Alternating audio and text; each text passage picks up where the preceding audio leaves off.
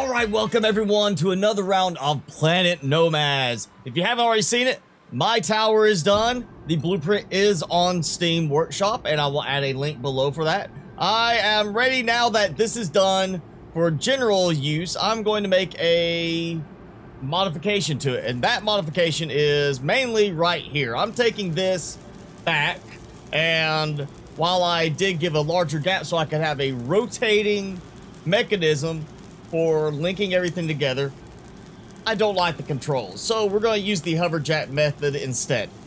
So I don't know what happened. All I did was get everything to link together with the hoverjack setup, much like I've done recently in the last episode with the other production site, and all of a sudden it's just sitting here freaking out like it doesn't know what to do.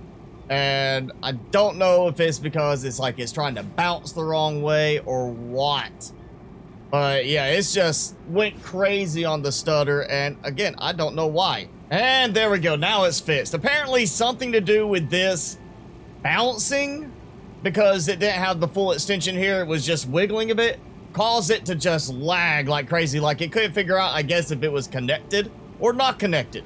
But now that's connected, and I just decided I was going to put a little switch right here, so bam, there. Same thing as the other one. Disconnected from the rest of the production chain, and click the thing, bam, it's connected again. Let's see. We're going to do this, and there it goes, the lag, and now it's connected. Really feel like now I want to redo this. I want that to still have the original 2 refineries, but I actually want to build a separate power structure now. I want to have some place that's like the power storage and generation room, because look at this right here. I've got this. There's no tie-in to the system, which I kind of like the idea of not doing a tie-in, but I don't want to come here to get the extra deuterium that I might need for my vehicles.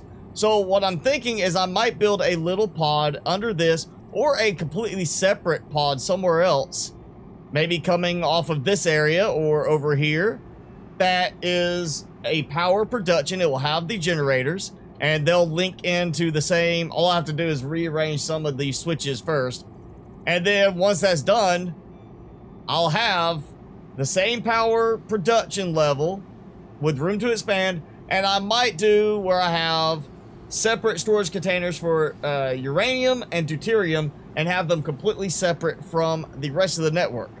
But before I do that, I am in desperate need of materials, and the holdup I have is iron right now, because even if you set it to where it's only going to produce iron, it still does not produce that much anymore. So I've got a little spot here, which is in very close proximity there. So what I want to do is, instead of tying it in as an extension of the base, I'm going to use my little mobile mining thing that I've got set up over there, the other sites, and just manually move, using the mover tool, the storage container here and there, you know, just do that. So let's get that going so I have more iron production.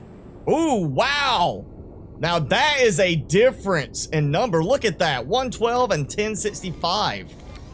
Maybe this last update changed something with that. I hadn't noticed.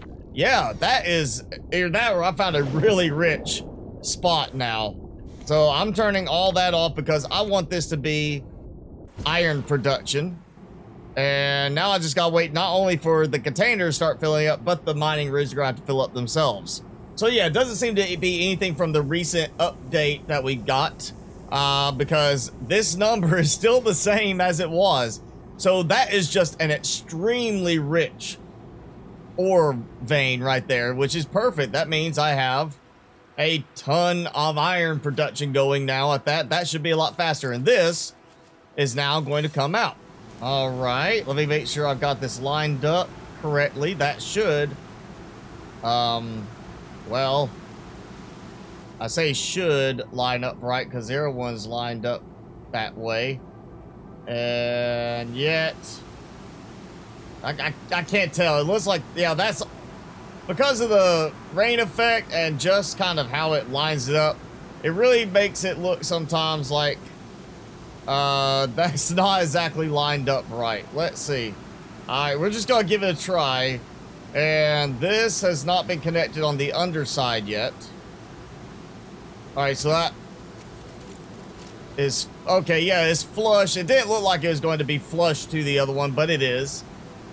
Which means once this is done, I should be able to get a pretty good little set here and just have one or two that I rotate out.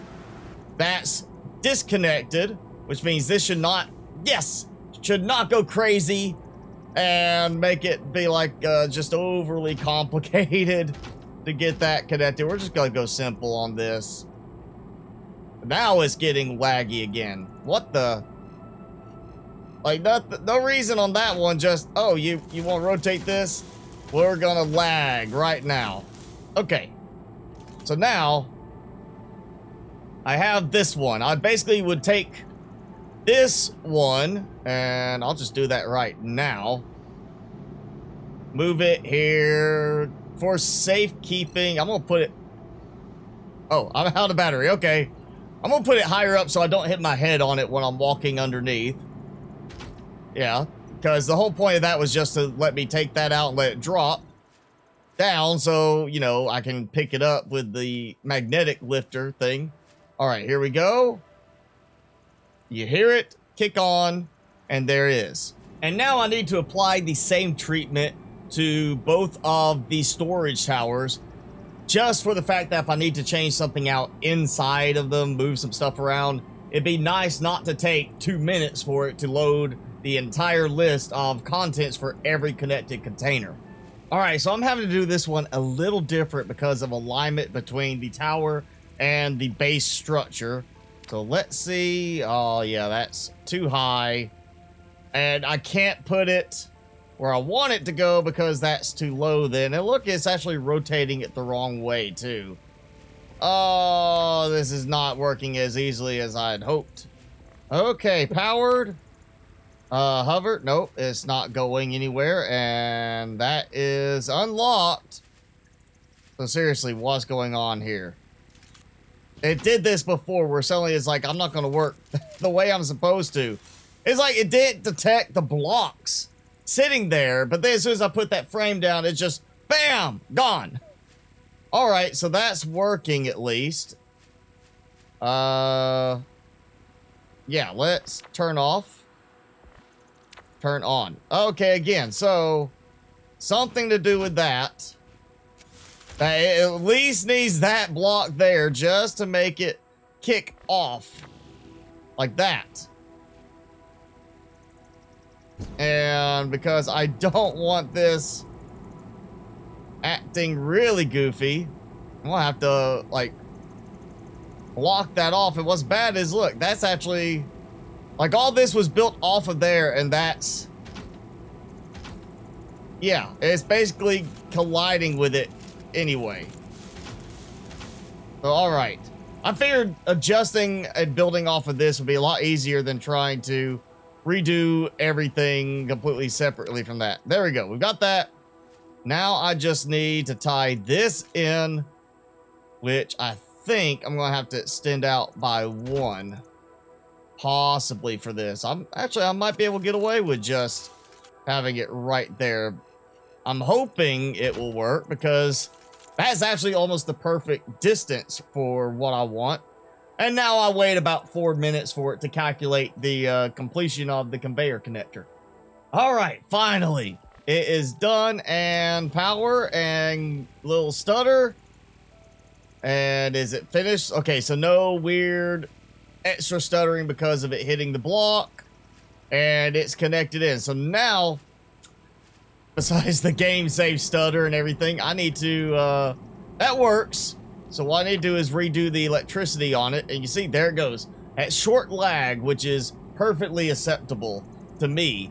And I want to make it where it's easily controllable, which means I don't want to go on the backside every time. So yeah, just to get that little bit done is an hour, because of the massive amount of delay when I break down certain parts of the conveyor system, mainly the conveyor connectors. Even when that conveyor connector is not connecting to another one on the other side, it's just standalone. If it's tied to the main trunk of everything, then it causes a problem, period. It just sits there for several minutes, 4 minutes typically. And that is causing this to take a lot of time. Just do that, and that was no time at all.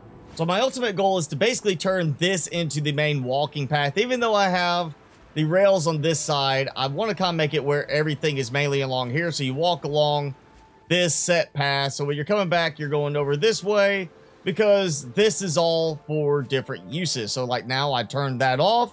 I can come here and open up a lot faster. You see how quickly that opens up. Oh yeah, I've got a ton of stuff that's been produced and dumped in there. Look at that.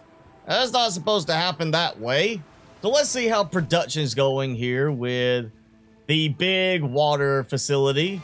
Okay, so it's still going, and there's no buildup here. I mean, I've got plenty going for that. Yeah, we got no buildup there. All right, let's check the other floors. Let's start at the bottom and see. 18, okay. 87.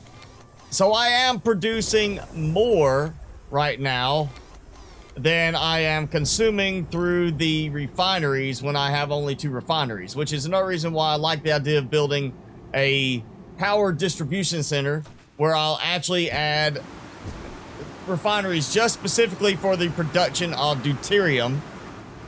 Let's see how well the water levels are doing for dirty water. No backup. Yeah. Wish it would let you still target through the water level, like the top of the water. No, you can't target it below there. All right, so I'm producing less dirty water than I'm filtering with the autonomous water purifiers. But I'm producing more purified water than I can use right now with the with the 2 refineries that I have running. So yeah, I need like a 4 refinery, maybe even 6 refinery setup for producing deuterium. And I need a better storage system for that, so that when I need to go get some deuterium for a vehicle, I know exactly where to go, and it's isolated from everything else. And there we go. Finally, and after like 20 minutes of work trying to get it to finally finish building every component and having to redo the height a little bit, it's set up, it's working. So now I have the secondary one over here ready to disconnect. And what the, I apparently somehow got set into look mode by accident on that. Let's see. All right, so that's on, that was off. We got that lag. Make sure it worked right. Yes, it's off. And you see that's disconnected. Perfect. So now, with that disconnected, instead of it taking like 2 or 3 minutes for this whole thing to calculate that I'm opening and display everything, it should only take a few seconds. Even though, yes, I think these are like 12 containers in them. Obviously, it still takes a bit of time because of 12 containers. And it's disconnected. There we go. So, yeah, container 12. So, it's done. And you see I've got a ton of carbon. Not as much in the way of iron anymore, but ton of carbon and a few other things. I've still got plenty of resources for other stuff right now. But iron is my big problem at the moment. So I really don't know how long this episode is going to be right now, because a large chunk of my time has been spent waiting when I tear apart a conveyor connector. Even if it's not connected on the other end, it's just connected to the main conveyor system, locks up for 4 minutes or so. If I build one, locks up for 4 minutes or so. Oh, I made a mistake. I've got to move that now. Got to tear it back apart. Another 4 minutes or so. Now I'll move this stuff around, put it back together. Another 4 minutes or so. So a lot of my time has been spent waiting, and it is really frustrating. But hopefully by having some of these new mechanics in with the hover pads, it'll make it where I can go disconnect a bunch of stuff, and maybe it will speed things up a bit. I don't think it will in the end, because there's so many things that are just still connected, but maybe it will help at least in that part. If not, it's still going to help in terms of the isolated pieces when I need to work with them. I can disconnect them, and it takes a couple of seconds for that to happen. But for now, that's going to be it for this episode. If you enjoyed it, if you like the mechanics I'm putting in now, be sure to hit that like button, leave me a comment below, and hit subscribe if you haven't done so already. As always, I'm your host, Mr. Spicy. Thanks so much for watching. Be sure to keep it spicy this week, and I will see you in the next video.